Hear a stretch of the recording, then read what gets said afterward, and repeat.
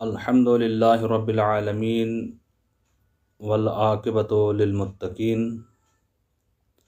الصلاۃ والسلام علی النبی المصطفیٰ ابی القاسم محمد اللہم صل علی محمد وآل محمد وعلی آل بیتہ الطیبین الطاہرین المعصومین المنتجبین المنتخبین لا سیما بقیۃ اللہ المنتظر الحجۃ الثانی عشر ولعنۃ اللہ علی اعدائہم اجمعین اما بعد فقد قال اللہ تبارک و تعالی فی القرآن الحکیم و محکم کتابہ الحمید و اصدق الصادقین و قولہ الحق۔ بسم اللہ الرحمن الرحیم۔ ان صلاتی و نسکی و محیای و مماتی للہ رب العالمین۔ سامعین محترم، جیسا کہ آپ کو علم ہے کہ ہمارا جو موضوع چل رہا ہے وہ ہے جوان اور ہمارا معاشرہ۔ آج کیونکہ ماہ رمضان المبارک کی شب 15 ہے، شب ولادت باسعادت امام حسن مجتبیٰ علیہ الصلوۃ والسلام ہے، آپ سب کو بند حقیر کی جانب سے اس موقع پر اور اس ولادت پر، اس خوشی پر آپ کو مبارکباد پیش کرتا ہوں، اور اللہ تعالیٰ سے دعا ہے کہ ہمیں سیرت امام حسن مجتبیٰ علیہ الصلوۃ والسلام پر عمل کرنے کی توفیق عطا فرمائے، آمین۔ عرض کیا تھا کہ جوان کے متعلق کہ جوان کار خیر میں بڑھ چڑھ کر حصہ لیتا ہے، رقیق قلب ہوتا ہے، نرم دل ہوتا ہے، اور ہمارے معاشرے میں جوان جب آگے بڑھنے کی کوشش کرتا ہے تو کچھ افراد سن رسیدہ بعض اوقات رکاوٹ ڈال دیتے ہیں، لیکن ہم نے تاریخ کے کچھ نمونے بیان کیے تھے کہ جن سے یہ بات ثابت ہوتی ہے کہ پیغمبر اکرم صلی اللہ علیہ وآلہ وسلم نے بھی جوانوں کو آگے رکھا، اور مدینہ سے ہجرت سے پہلے بھی اگر ایک مورد اور ہے، ایک پیغام اور ہے کہ مدینہ کی زمین کو ہموار کرنے کے لیے، تاکہ لوگ آمادہ اور تیار ہو جائیں، جب پیغمبر اکرم نے ایک جوان جس کا نام مصعب ہے اس کو بھیجا، اور اس نے وہاں پر زمینہ فراہم کیا، اور پہلی نماز جماعت جو وہاں پر پڑھی گئی اور کروائی مدینہ میں وہ یہی جوان ہے، اور جنگ احد میں پیغمبر کے لشکر میں جو ہے اس کی شہادت بھی ہوتی ہے۔ تو بہرحال تاریخ کے اور بہت سارے نمونے ہیں کہ جس سے یہ بات جو ہے سامنے آتی ہے کہ جوانوں کو پیغمبر نے بھی عہدے دیے ہیں، آگے رکھا ہے، لیاقت دیکھ کر۔ اور اسلام ہمیں یہ درس دیتا ہے کہ جو بھی اسلام کی راہ میں اچھا کام کر رہا ہے تو اس کے لیے زمینہ فراہم کیا جائے۔ تو بہرحال جوانوں کو ہمت نہیں ہارنی چاہیے، اپنا کام جاری رکھنا چاہیے، اور کوئی بھی رکاوٹ ہو تو اس کو صبر و تحمل کے ساتھ جو ہے برداشت کر کر اس کو آگے جو ہے کام کو جو بڑھائیں۔ بہرحال ایسا نہ ہو کہ کبھی کوئی ذو معنی بات جو وہ چلی جائے، یعنی کوئی غلط یہ سمجھ لے کہ شاید میں بزرگوں کی توہین کرنا چاہ رہا ہوں، نہیں، خود ہمارے پاس سیرت امام حسن مجتبیٰ علیہ الصلوۃ والسلام میں موجود ہے کہ امام فرماتے ہیں رأی الشیخ خیر من مشہد الغلام، کہ امام حسن مجتبیٰ فرماتے ہیں کہ بوڑھے شخص کی رائے اور نظر جو ہے وہ بہتر ہے ایک نوجوان کی رائے سے، یعنی جوان بھی رائے دے رہا ہے، بوڑھا بھی رائے دے رہا ہے، تو بہرحال بوڑھے شخص کی رائے جو ہے وہ بہتر ہے۔ کیوں؟ اس لیے کہ جو ضعیف شخص ہے یقیناً اس کی عمر کافی ہو چکی ہے، اس نے معاشرہ، ماحول سب کچھ دیکھا ہے، پختہ ہے، بہرحال اس کی رائے جو ہے بہتر ہے ایک جوان کے سے۔ اب بہرحال یہ بھی نہیں کہا جا سکتا کہ جوان کی رائے جو بالکل جو ہے وہ غلط ہو سکتی ہے اور بوڑھے کی رائے بالکل صحیح نہیں ہے، ایسا نہیں ہے۔ بہرحال دیکھا جائے گا کہ کس کی رائے جو ہے موقع اور محل کے مطابق جو وہ صحیح ہے اس کے اوپر جو وہ عمل کیا جائے۔ بہرحال ایک روایت ہمارے پاس یہ موجود ہے، اور اسی طریقے سے حسن جوانوں کے لیے ایک پیغام بھی یہ سیرت امام حسن سے جو وہ ملتا ہے کہ بوڑھے کی رائے کو جو ہے کوشش کریں کہ مقدم کریں تاکہ وہ ناراض نہ ہو جائیں، ان سے جو درس حاصل کر کے جب وہ آگے بڑھا جائے۔ اور اسی طریقے سے ہمارے پاس ایک اور روایت بھی ہے کہ الشیخ فی اسرتہ، یہ حسن جوانوں کے لیے بہت بڑا ایک پیغام ہے، اور آج کے دور میں خصوصاً جو ہم گزار رہے ہیں اور جوائنٹ فیملی زیادہ گھروں میں رہتی ہیں، اور بزرگ ہمارے گھر میں جو وہ موجود ہیں، خصوصاً دادا دادی کہہ لیں یا والدین کی صورت میں اگر ہیں مثلا، یا دادا دادی کی صورت میں، یہ شیخ بوڑھا بوڑھی افراد جو ہیں فی اسرتی، ایک خاندان میں، توجہ کیجیے گا اس روایت کے اوپر کہ الشیخ فی اسرتہ کالنبی فی امتہ،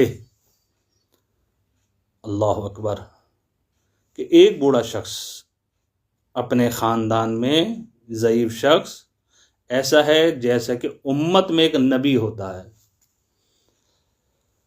اللہ، توجہ کیجیے گا اس روایت کے اوپر کہ ایک بوڑھا شخص خاندان میں جو ہے وہ ایسا ہے جیسا کہ امت میں ایک نبی ہوا کرتا ہے۔ یہ تشبیہ دی گئی ہے، امت میں نبی ہوتا تو کیا کرتا ہے؟ نبی کا کام کیا ہے؟ ہدایت کرنا، ہادی بنایا ہے نبی کو، پروردگار عالم کی طرف سے منصوص ہے، اللہ تعالیٰ نے جو ہے وہ ہادی بنا کر اس کو بھیجا ہے، ہدایت کے لیے انسان کے لیے بھیجا ہے۔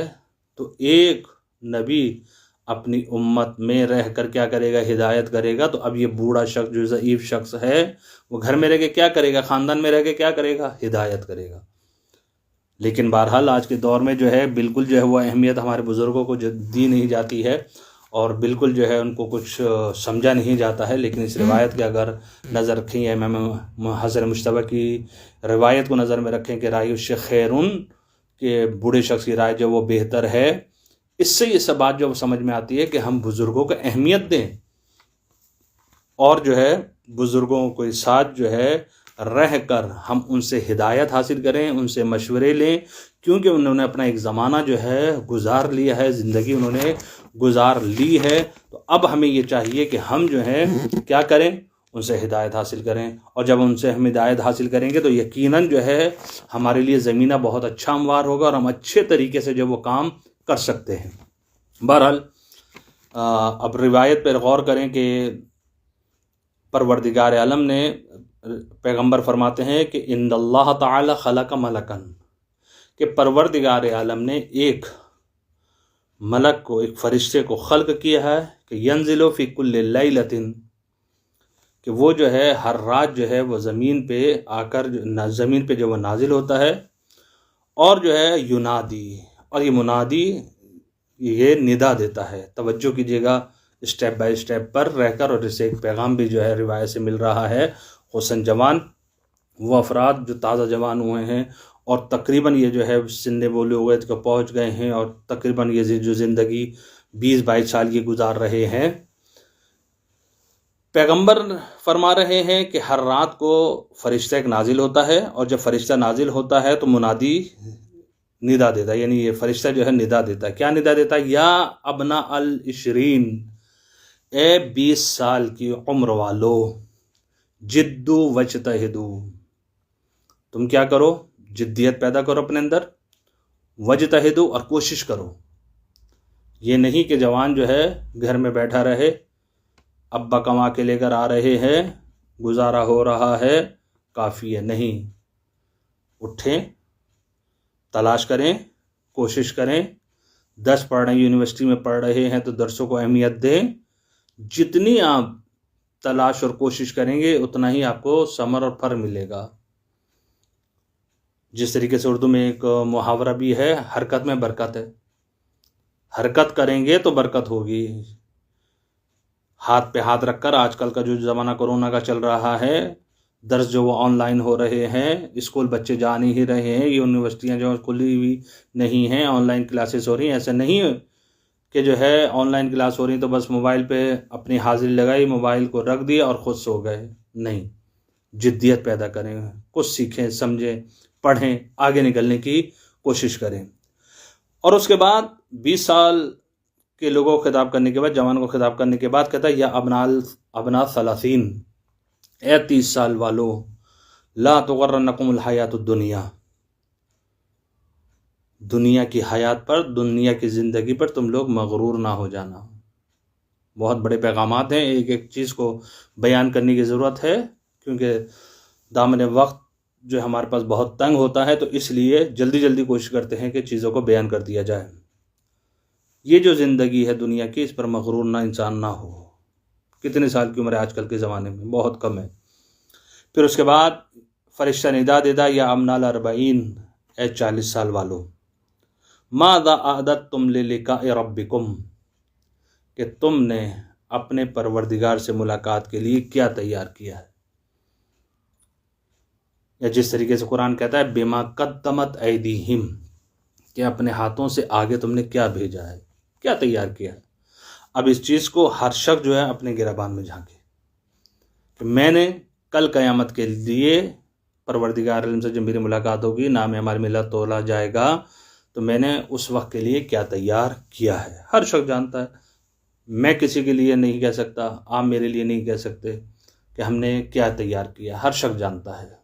لیکن افسوس ہمارے معاشرے میں کہ ہم انگلی دوسروں پر اٹھاتے ہیں، لیکن یہ انگلی اٹھائیں ضرور، لیکن تھوڑی سی ٹیڑھی کر لیں اس کو، اس طریقے سے، تاکہ پتہ چلے کہ انگلی اٹھی ہے اپنی ہی طرف ہے۔ میں دیکھوں میں کیا کروں، دوسرے کی طرف نہیں۔ اللہ بہتر جانتا ہے وہ کیسا ہے۔ ہو سکتا ہے سامنے ہمارے کچھ ہو اور خلوت میں جا کر وہ پروردگار عالم سے گڑ گڑاتا ہو، نماز شب پڑھتا ہو، روتا ہو، خضوع خشوع اس کی عبادت میں بہت زیادہ ہو، ظاہراً ہمیں نہیں لگ رہا۔ اس لیے ہمیں کسی کے اوپر انگلیاں نہیں اٹھانی چاہیے۔ یا امنال 50، پھر اس کے بعد ندا دیتا ہے اے 50 سال والو، اتاکم نذیر، نذیر آ گیا ہے، جو ایک معنی کیا جاتا ہے نذیر کا ہمارے یہاں ڈرانے والا، ڈرانے والا آ گیا ہے، تمہیں بتا رہا ہے کہ وقت بس اب 50 سال ہو گئے ہیں، وقت گویا کہ آپ کے لیے قریب آتا جا رہا ہے۔ یا امنا 60، اے 60 سال والو، زرعن آنا حاصدہ، 60 سال والوں کو کہتا ہے اے 60 سال والوں کی عمر والو، اے 60 سال والو، آپ ایک کھیت کی مانند ہیں، اور وہ بھی کھیت، ایسا کھیت کہ جس کو کاٹنے کا وقت آ چکا ہے، تیار ہو بس اب آپ۔ اور اس کے بعد 70 سال والوں کو کہتا ہے یا ابنا 70، اے 70 سال والو، نودی لکم فاجیبو، کہ فرشتہ تمہیں ندا دے رہا ہے، بس اب جواب دے دو۔ اور اس کے بعد 80 سال والوں کو کہتا ہے اتتکم الساعہ وانتم غافلون، کہ قیامت آ گئی ہے، تمہارا وقت آ گیا ہے، اور در حالانکہ تم غافل ہو۔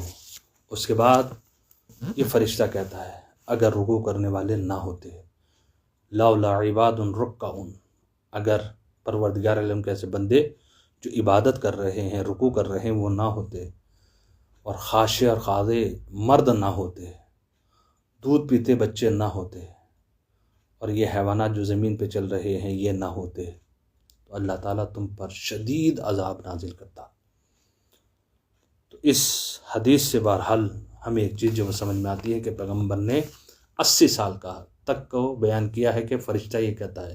تو اس سے ایک بات بہرحال یہ میری برداشت ہے کہ 80 سال تک کا 90 اور اس کے بعد کا نگاہ، یعنی پیغمبر گویا کہ آخری زمانے کی طرف نگاہ کیے ہوئے ہیں کہ عمر اس سے زیادہ نہیں ہوں گی۔ اور آپ دیکھیں کہ آج کل قبرستان جو آپ چلے جائیں، اور جب قبرستان آپ جائیں گے تو وہاں پر آپ کو جو قبریں دکھائی دیں گی وہ 60، 70، 57، 67، 72، 75 تقریباً ایسی قبریں آپ کو جو وہ زیادہ جو وہ دکھائی دیں گی۔